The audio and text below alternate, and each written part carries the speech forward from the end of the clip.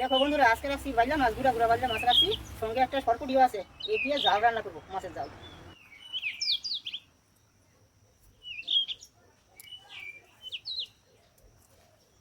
দেখো মাছটা রান্না করার জন্য কেটে ধুয়ে নিয়ে আসছি। এটা মাছটা রান্না করার জন্য পেঁয়াজ, লঙ্কা, রসুন, তেজপাতা, জিরা লাগে। এর মধ্যে এখন জিরাটা লঙ্কাটা আমি বেটে নেব।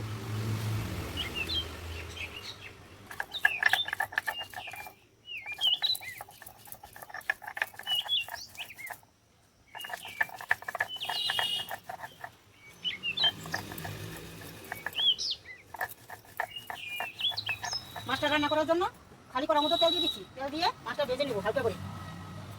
ভাজার জন্য নুন আর হলুদ দিয়ে মাখিয়ে নিচ্ছি। আর করার মধ্যে সামান্য একটু লবণ দিয়ে দিচ্ছি, যাতে মাছটা না বেড়ে থাকে।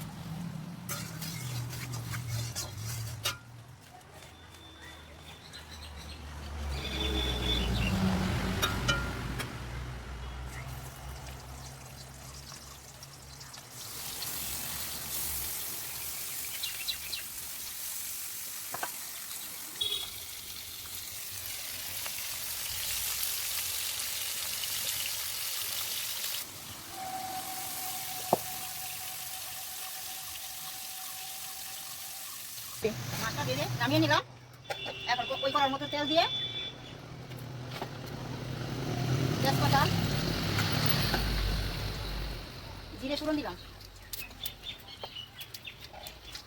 তেজপাতাটা একটু ভাজা ভাজা হয়ে গেলে তেল দিয়ে দিলাম।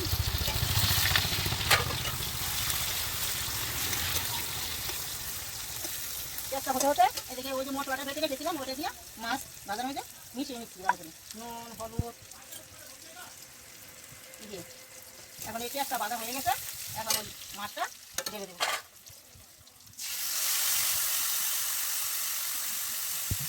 পরিমাণ মতন জল দিয়ে ঢেকে দেবো।